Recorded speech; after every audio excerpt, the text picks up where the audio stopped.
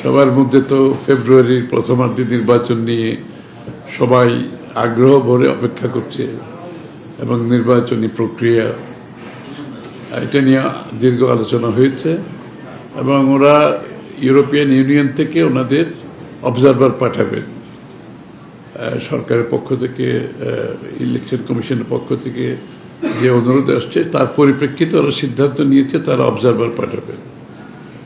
এবং বাংলাদেশের এমনিতে ইলেকট্রাল প্রসেসের মধ্যে ইউর একটা সবসময় একটা কন্ট্রিবিউশন থাকে, সেটা এবারও আছে এবং তারা আগ্রহ করে অপেক্ষা করছে ইলেকশনটা সুষ্ঠুভাবে সম্পাদন যাতে হয় এবং ইলেকট্রাল প্রসেসের মধ্যে যাতে স্বচ্ছতা থাকে, গ্রহণযোগ্যতা থাকে, তারা আশা করছে সেটা হবে।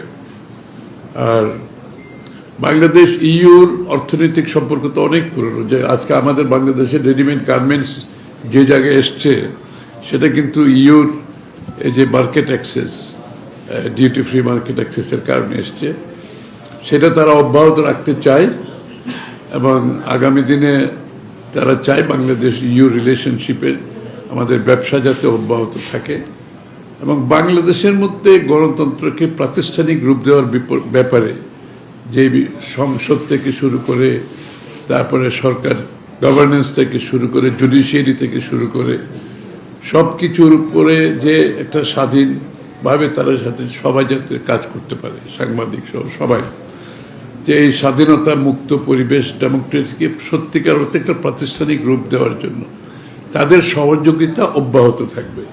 তারা এই কাজটা করতে চায়, তারা বিগত দিনে অনেক বহুলাংশে করেছে, সামনে সেটাকে আরো বাড়াতে চায়, কাজটা করতে চায়।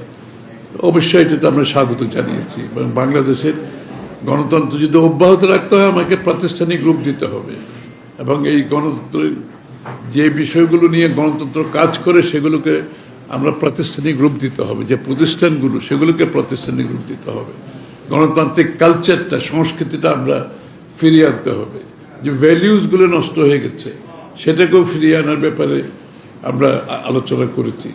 কারণ গণতন্ত্র তো ভ্যালু সিস্টেমের সাথে কাজ করে, গণতন্ত্র মানুষের মুক্ত চিন্তার সাথে কাজ করে, গণতন্ত্র প্রতিষ্ঠানগুলো স্বাধীনভাবে পরিচালনার মাধ্যমে কাজ করে, সেই বিষয়গুলো আমরা আলোচনায় এসেছি আজকে। পার্লামেন্টকে তারা আরও শক্তিশালী করতে চায়, অবশ্যই শক্তিশালী গণতন্ত্র কাজ করবে যদি একটা শক্তিশালী পার্লামেন্ট থাকে। সেই জন্য তারা পার্লামেন্টকে শক্তিশালী করার জন্য, পার্লামেন্টের কার্যক্রমকে আরও বেশি অধিকতর কার্যকর করার জন্য যে কাজগুলো তারা সেখানে সহযোগিতা করতে চায়।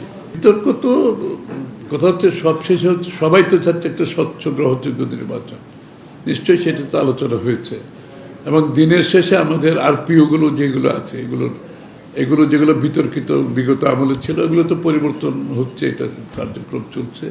নির্বাচন কমিশনকে যে বিষয়টা গুরুত্বের সাথে আলোচনা হয়েছে, যে নির্বাচন যেহেতু এখন আমাদের সামনে চলে আসছে, সুতরাং আমরা 3 মাসের জন্য অপেক্ষা না করে 3 মাসের আগে সমস্ত দায়িত্ব নির্বাচন কমিশনের নিয়ন্ত্রণে যেটা থাকে সেটাকে আমরা যে আলোচনায় এসছে সেটা এখন থেকে হওয়া উচিত।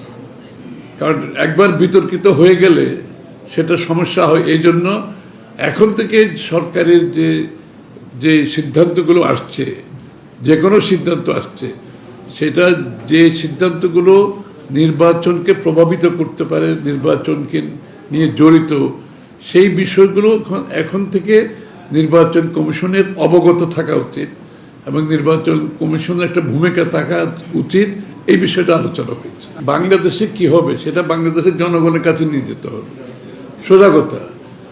আমি এটা নিয়ে আর কোনো রাজনৈতিক দলকে কোনো দেশের মানুষ দায়িত্ব দেয় নাই কোনটা হবে কোনটা হবে না। আপনি জনগণের কাছে যান, আপনার যদি কোনো ম্যান্ডেট নেওয়ার থাকে আগামী নির্বাচনে অংশগ্রহণ করেন, জনগণের কাছে যান, জনগণ সিদ্ধান্ত দেবে।